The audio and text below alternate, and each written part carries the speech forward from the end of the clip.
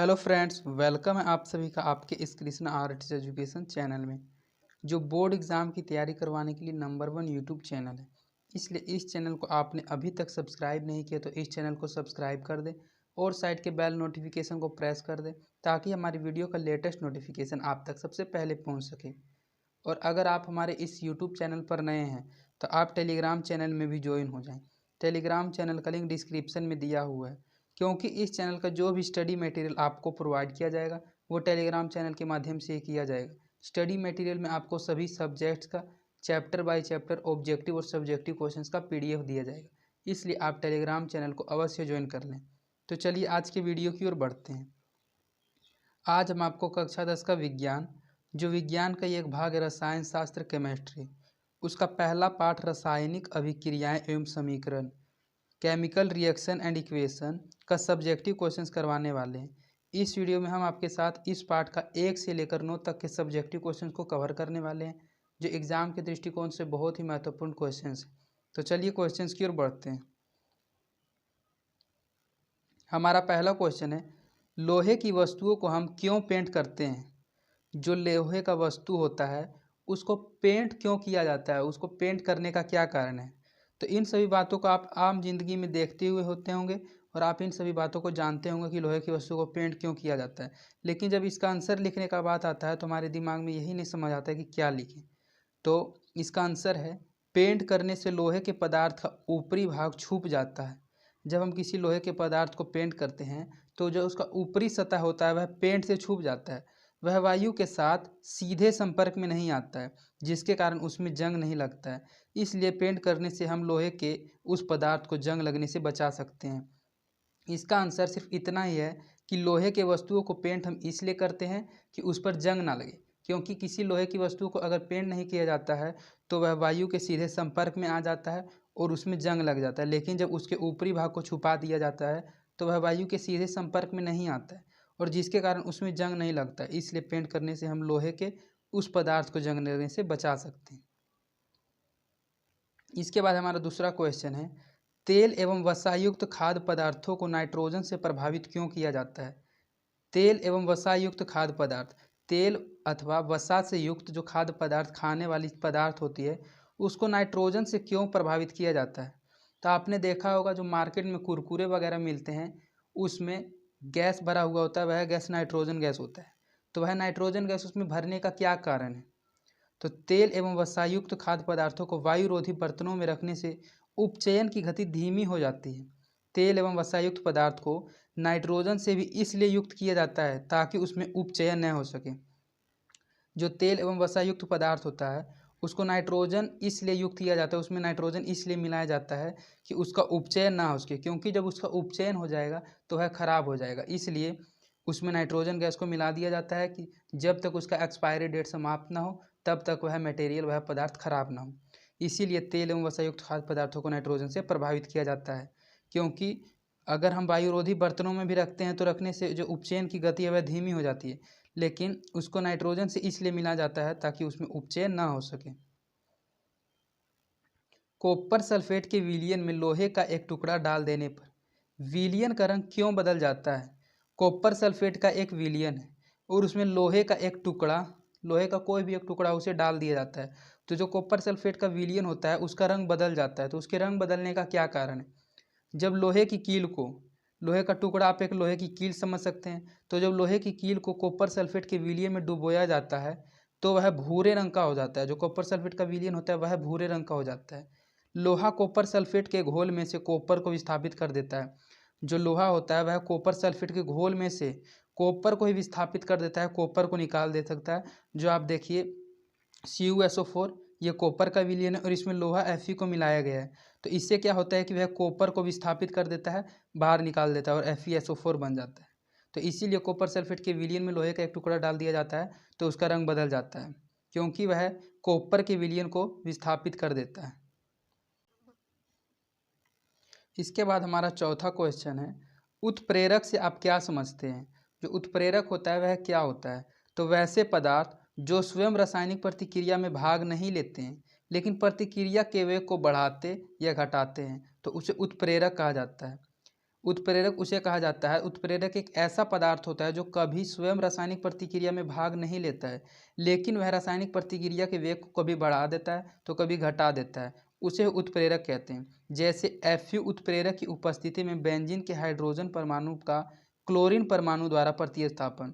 जैसे कि एक एग्जाम्पल दिया गया है कि Fu उत्प्रेरक की उपस्थिति में बेंजीन के हाइड्रोजन परमाणु का क्लोरीन परमाणु द्वारा प्रतिस्थापन कर दिया जाता है।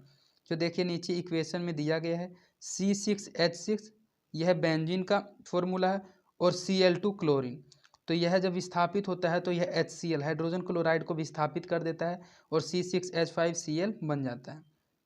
तो इसी कारण इसमें उत्प्रेरक से आप क्या समझते हैं, तो इसमें आपको सिर्फ इसका डेफिनेशन बताना है कि वैसा रासायनिक पदार्थ जो स्वयं कभी रासायनिक प्रतिक्रिया में भाग नहीं लेता है, लेकिन वह प्रतिक्रिया के वेग को बढ़ाने या घटाने का काम करता है, उसे उत्प्रेरक कहा जाता है। वायु में जलाने से पहले मैग्नीशियम रिबन को साफ क्यों किया जाता है? अगर मैग्नीशियम रिबन को वायु में जलाना हो तो उसको वायु में जलाने से पहले साफ क्यों किया जाता है, उसको साफ करने का क्या कारण है? तो यदि मैग्नीशियम रिबन नम वायु के संपर्क में रहता है तो उस पर सफ़ेद रंग की मैग्नीशियम ऑक्साइड की परत जम जाती है। यह परत मैग्नीशियम के जलने में अवरोध पैदा करती है, इसलिए मैग्नीशियम रिबन को पहले रेगमार से साफ किया जाता है। जो मैग्नीशियम का रिबन होता है, अगर इसको नम वायु के संपर्क में रखा जाता है तो उस पर एक सफ़ेद रंग की मैग्नीशियम ऑक्साइड की परत जम जाती है और यह परत मैग्नीशियम को जलने में अवरोध पैदा करती है, अर्थात उसको जलने नहीं देती है। इसीलिए मैग्नीशियम की रिबन को पहले रेगमार नामक पदार्थ से साफ किया जाता है कि उस पर जो है सफ़ेद रंग की मैग्नीशियम ऑक्साइड की परत है वह हट जाए, तो उसके बाद मैग्नीशियम को जलने में आसानी होती है। इसी कारण वायु में जलाने से पहले मैग्नीशियम रिबन को साफ किया जाता है। प्रतिस्थापन अभिक्रिया क्या है? प्रतिस्थापन अभिक्रिया क्या है, उदाहरण दे। उदाहरण के सहित हमको समझाना है कि प्रतिस्थापन अभिक्रिया क्या है। तो इसी पाठ का अगर आपने ऑब्जेक्टिव क्वेश्चंस का वीडियो नहीं देखा है तो आप उस वीडियो को भी देख लें, और उस वीडियो में अभिक्रिया कौन सा अभिक्रिया कौन है, यह ऑब्जेक्टिव क्वेश्चंस में बहुत अधिक पूछा गया था। जो डायरेक्ट ऑक्सीजन कौन सा अभिक्रिया है कौन सा अभिक्रिया नहीं है, वह समझने में आपको बहुत ज़्यादा दिक्कत हुआ होगा। इसलिए आप इन क्वेश्चंस को अगर समझ लेते हैं तो आपको वह वीडियो अच्छे से समझ में आ जाएगा। तो प्रतिस्थापन अभिक्रिया क्या, उदाहरण के साथ समझाना है। तो वैसी रासायनिक अभिक्रिया जिसमें अधिक अभिक्रियाशील धातु अपने से कम अभिक्रियाशील धातु को यौगिक के विलयन या गलित अवस्था से विस्थापित कर देती है, उसे प्रतिस्थापन अभिक्रिया कहते हैं। इसमें बताया गया है कि वैसा रासायनिक अभिक्रिया जिसमें अधिक अभिक्रियाशील धातु, जो अधिक अभिक्रियाशील धातु होती है, वह अपने से कम अभिक्रियाशील धातु को यौगिक के विलयन में गला देती है या उसको विस्थापित कर देती है, उसे ही प्रतिस्थापन अभिक्रिया कहा जाता है। जैसे Fe + CuSO4 FeSO4 + Cu होता है। Fe जो है वह अधिक अभिक्रियाशील धातु है और कॉपर है वह कम अभिक्रियाशील धातु है, इसीलिए वह कॉपर को विस्थापित कर देता है। और नीचे दिया गया है इस अभिक्रिया में Fe जो कि अधिक अभिक्रियाशील है, देखिए यही बात जो हमने आपको बताई है वही इसमें बताया गया है कि वही इस रासायनिक अभिक्रिया में Fe जो कि अधिक अभिक्रियाशील है Cu की अपेक्षा से, उसे विस्थापित करके उसके स्थान पर स्वयं को प्रतिस्थापित कर रहा है। जो Fe है वह इसमें मिलने पर Cu को विस्थापित कर देता है और Cu के जगह पर स्वयं विस्थापित हो जाता है, स्वयं प्रतिस्थापित हो जाता है। तो इसे ही प्रतिस्थापन अभिक्रिया कहते हैं। प्रतिस्थापन अभिक्रिया में आपको इतना ही समझना है कि वैसी रासायनिक अभिक्रिया जिसमें अधिक अभिक्रियाशील धातु अपने से कम अभिक्रियाशील धातु को विस्थापित कर देती है, उसे ही प्रतिस्थापन अभिक्रिया कहा जाता है।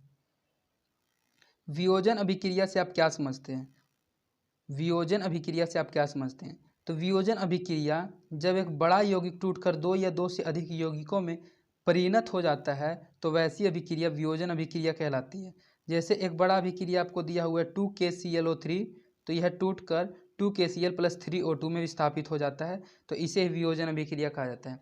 वियोजन अभिक्रिया में सिर्फ आपको इतना ही ध्यान रखना है कि एक बहुत बड़ा अभिक्रिया होता है, बहुत बड़ा यौगिक होता है, वह जब टूटता है तो दो या दो से अधिक यौगिकों में बढ़ जाता है, परिणत हो जाता है, तो वैसे ही अभिक्रिया को वियोजन अभिक्रिया कहा जाता है। इसके बाद आपका नेक्स्ट क्वेश्चन है, संतुलित रासायनिक समीकरण क्या है? रासायनिक समीकरण को संतुलित करना क्यों आवश्यक है? सबसे पहले इसमें दो क्वेश्चन है। पहला क्वेश्चन है कि संतुलित रासायनिक समीकरण क्या है, और जो रासायनिक समीकरण होता है उसको संतुलित करना क्यों जरूरी है? संतुलित रासायनिक समीकरण वह है जिसमें अभिकारक और उत्पादों में विभिन्न तत्वों के परमाणुओं की संख्या समान होती है।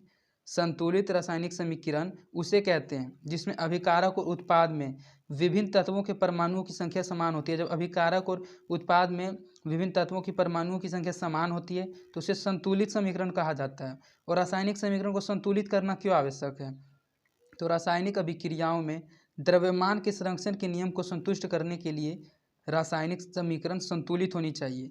रासायनिक अभिक्रिया में एक द्रव्यमान के संरक्षण का नियम होता है। उस नियम को संतुष्टि देने के लिए, उस नियम को संतुष्ट करने के लिए, सेटिस्फाइड करने के लिए एक रासायनिक समीकरण को संतुलित करना जरूरी होता है। इसीलिए रासायनिक समीकरण को संतुलित करना आवश्यक है। और संतुलित रासायनिक समीकरण वह है जिसमें अभिकारक और उत्पादों में विभिन्न तत्वों के परमाणुओं की संख्या समान होती है।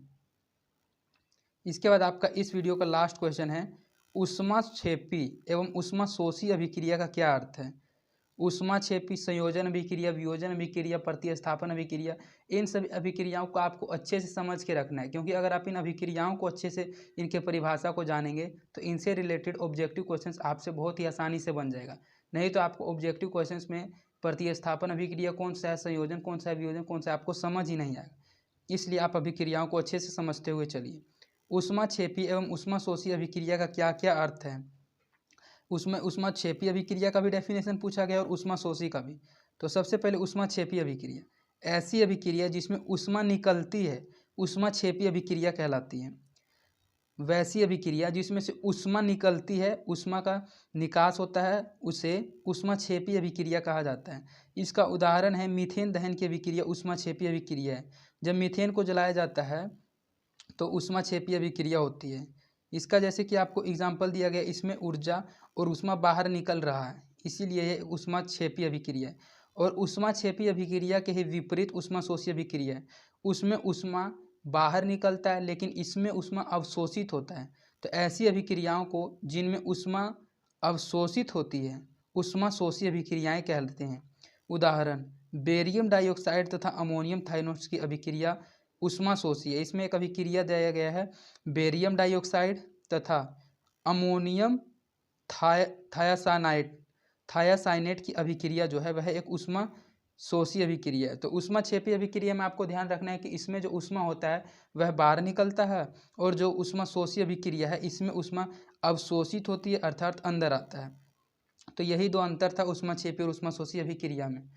तो इस प्रकार आपका इस वीडियो का 9 सब्जेक्टिव क्वेश्चंस कंप्लीट करा दिया गया है। इसके बाद आगे का क्वेश्चन का नेक्स्ट पार्ट का वीडियो लाया जाएगा। और अगर आपको इसके अलावा किसी फिजिक्स या किसी अन्य चैप्टर में किसी प्रकार की कोई परेशानी होती है तो आप हमारे चैनल के प्लेलिस्ट में जाकर किसी भी सब्जेक्ट के किसी भी चैप्टर के वीडियो का सॉल्यूशन देख सकते हैं। और आप हमको हमारी वीडियोस पसंद आती है तो आप अपने दोस्तों के बीच भी इन वीडियोस को जरूर शेयर करें, और आप हमारे वीडियोस को लाइक भी ज़रूर करें। इससे हमारा मोटिवेशन बना हुआ रहता है। तो आज के लिए इतना ही, धन्यवाद।